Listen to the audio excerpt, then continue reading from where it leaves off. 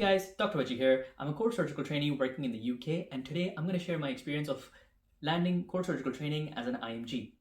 So, my journey really began December 2019 after passing my final year medical exams. I applied for the PLAB 1 and passed it. Then I went on to complete a year's worth of house job and then applied for the PLAB 2.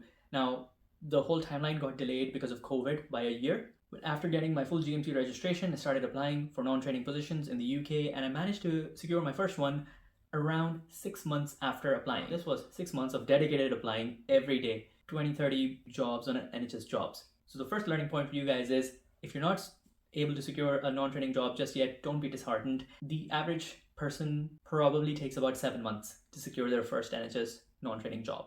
So around October 21, I started working in the NHS as a general medical ST1, and that was a great job to start in because I feel like if you're working in hospital medicine, knowing general medicine comes in handy in most circumstances.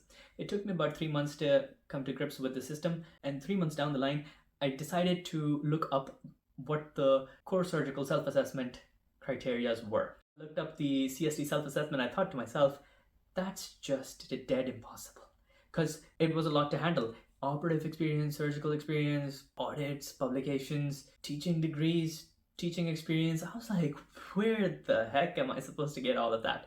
But, I set achievable goals for myself, and I said, you know what, I'm going to pick one thing and I'm going to start to do it this month.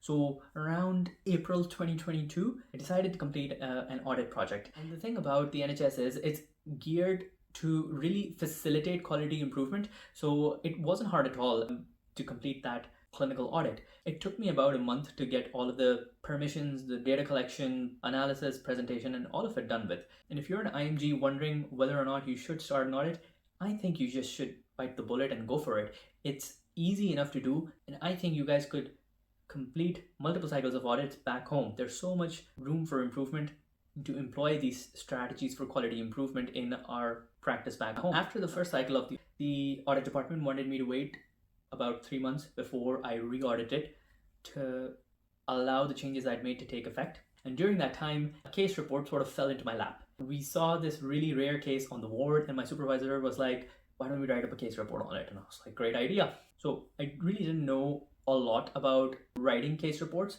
but sat down, Googled a bunch of stuff, saw a journal that would be perfect for us, looked up the requirements, and just wrote up the whole thing. And that took me about a couple of months to do, and I ended up submitting the report to a journal around July-ish time. And now we were approaching August 2022, and I had also booked the MRCS Part A for September the same year. So I really now decided to start focusing on the exam. I gave it probably a month and a half to prepare, which was not a good idea because I felt the pressure hard, and I wouldn't advise you guys to try and prepare for the Part A in such little time. I think it's better to take at least 3 months to prepare, but I had a lot going on back then, and I suppose I wanted to overachieve in that year, so I'd set this target for myself, which I think did become a bit overwhelming, but in the end it did sort of work out for me. After my exam, funny thing, when I was applying, you used to get 4 points for having cleared the MRCS Part A, and you used to get points for having done courses and conferences as well. So throughout the year, I had also completed about 4 courses and 3 conferences. And literally a few months into the core training applications, the recruiters decided to change the CST portfolio requirements, and they wiped out MRCS from one of the requirements, and they wiped out the courses as well. So in the blink of an eye, I lost 8 points right there and then. And add to my troubles, they'd added the MSRA as a requirement as well. So this was a completely new exam that now I had to figure out how to do. So we're approaching November of 22, and this was very close to the CST application deadline, and I had to complete the second cycle of my audit.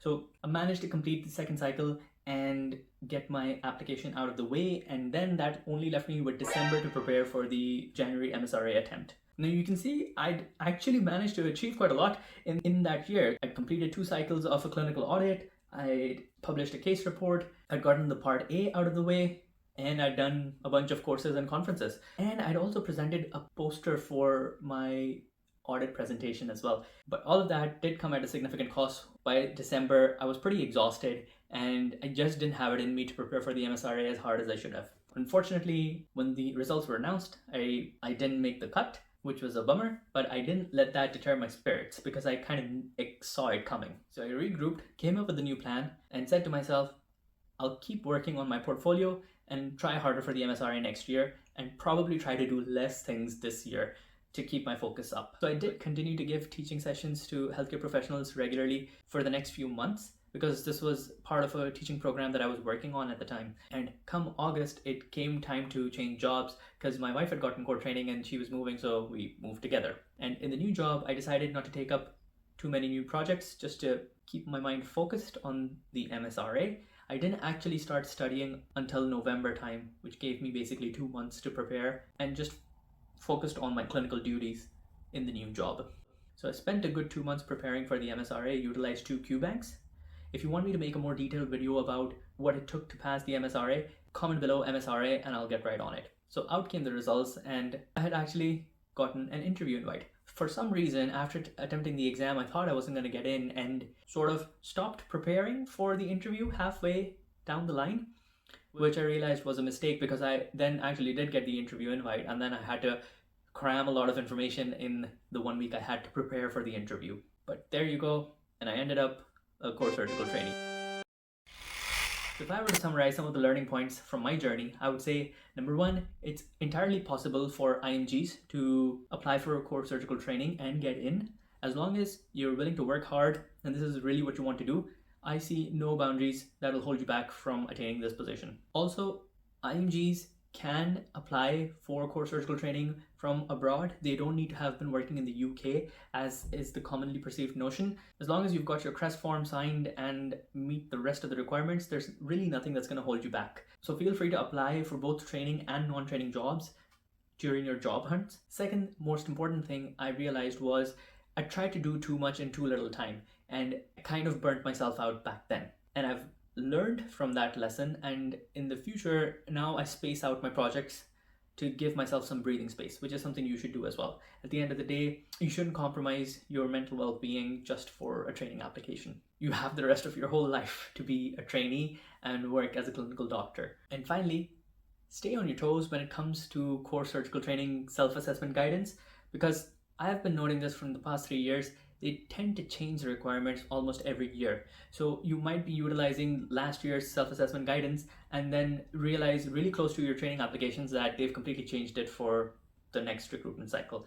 So it's just something to bear in mind. There's nothing really you can do about it other than just brace yourself that a change might be coming, so that it doesn't, mentally psych you out from the whole application process. If you're someone that does aspire to work as a core surgical trainee in the UK, I've made a ton of videos on Instagram and YouTube Shorts, so check them out for more detailed guidance about the process. If you're someone that wants to figure out at what point can an IMG enter surgical training in the UK, I've made a video that details just that. I go into detail about how IMGs can enter the system at various stages: foundation, core, and higher specialty.